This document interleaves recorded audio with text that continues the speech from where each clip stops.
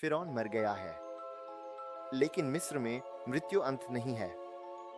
यह एक क्षितिज रेखा है, ज्ञात दुनिया और डुआट, परलोक का क्षेत्र के बीच एक खतरनाक सीमा। इसे पार करने के लिए राजा को एक ऐसा पात्र चाहिए जो सड़ न सके।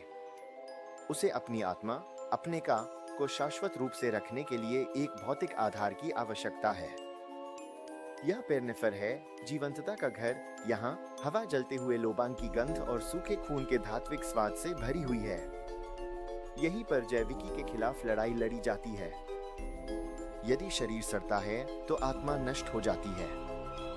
दाव पूरी तरह से भुला दिए जाने का है, दूसरी मृत्यु, और इसलिए घड़ी अब शुरू होती है। बाम करने वालों के पास एक नश्वर शव को अमर देवता में बदलने के लिए ठीक 70 दिन है। यह केवल दफनाने की तैयारी नहीं है, यह एक रूपांतरण है। ममीकरण की कला में आपका स्वागत है। यह प्रक्रिया एक विरोधाभास है। पवित्र अनुष्ठान भयानक सर्जरी से मिलती है। यह सिर से शुरू होती है। मिस्री मन के लिए मस्तिष्क बेकार है, एक बलगम का उत्पादक जो परलोक के लिए अप्रासंगिक है। बुद्धि, भावना और स्मृति का स्थान हृदय है, इसलिए मस्तिष्क को त्यागना चाहिए। एक हुकदार छड़ी का उपयोग करते हुए शव विच्छेदनकर्ता आंख के गड्ढे के पास एथमोइड हड्डी को छेदता है।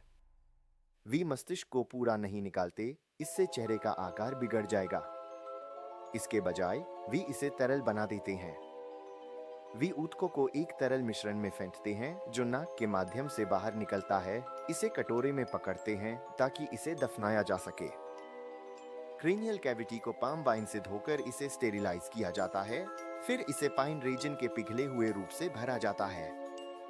जैसे जैसे यह ठंडा होता है, रीजन कठोर हो जाता है, जिससे समय के साथ खोपड़ी अपने अंदर नहीं गिरती। राजा का सिर अब खोखला, साफ और स्थिर है। अगला, धड़। बाईं ओर एक छोटे चीरे के माध्यम से हमेशा बाईं ओर जीवन का पक्ष अंगों को निकाला जाता है। पेट, जिगर, फेफड़े और आंतें, ये सड़न के गीले केंद्र हैं। अगर इन्हें अंदर छोड़ दिया जाए तो उनकी बैक्टीरिया राजा को भीतर से खा जाएंगे। लेकिन उन्हें फेंकना बहुत पवित्र है। उन्हें मसालों में धोकर कैनोपीक जार में पैक किया जाता है। इन बर्तनों की रक्षा होरस के 4 पुत्रों द्वारा की जाती है, इमसेटी जिगर के लिए, हापी फेफड़ों के लिए, डुआमुटेफ पेट के लिए और केबेसिनुएफ आंतों के लिए। शरीर के अंदर केवल एक अंग बचता है, इब, दिल। यह राजा के जीवन का रिकॉर्ड है, उसके कर्मों से भरा हुआ।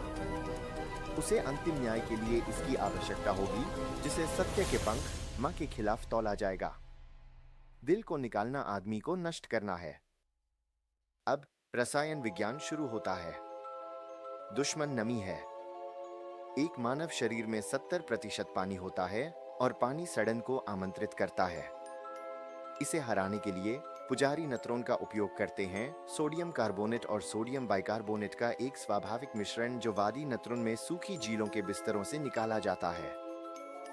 यह केवल सूखना नहीं है, यह एक रासायनिक परिवर्तन है। 40 दिनों तक फिरौन इस नमक में दफन होता है। नाट्रॉन एक सुखाने वाले और वसा हटाने वाले के रूप में कार्य करता है। यह हर एक पानी की बूंद को अवशोषित करता है और शरीर की चर्बी को घोल देता है। यह एक धीमा, मौन आग है। नमक नमी को बाहर खींच लेता है, जिससे त्वचा इतनी कठोर हो जाती है जैसे कि सुखाई गई चमड़ा और हड्डियां इतनी काली होती हैं जैसे कि एबनी। जो बैक्टीरिया सड़न का कारण बनते हैं, वे भूखे मर जाते हैं। जब वह बाहर आता है तो वह पहचान में नहीं आता। वह एक खोल है, उस आदमी की छाया जो वह था। उसे फिर से एक राजा की तरह दिखाने के लिए उसे तराशा जाना चाहिए।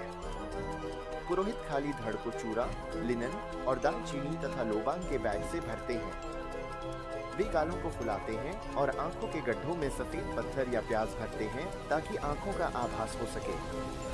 त्वचा को देवदार, दूध और जूनिपर के तेलों से मालिश की जाती है ताकि इसकी पूर्व की लचीलापन की छाया वापस लाई जा सके। फिर लपेटना शुरू होता है। यह केवल पट्टी नहीं है, यह कवच है। सबसे बेहतरीन लिनन के सैकड़ों गज का उपयोग किया जाता है। प्रत्येक परत अनुष्ठानिक होती है। उंगलियों को व्यक्तिगत रूप से लपेटा जाता है, फिर अंगों को, फिर धड़ को।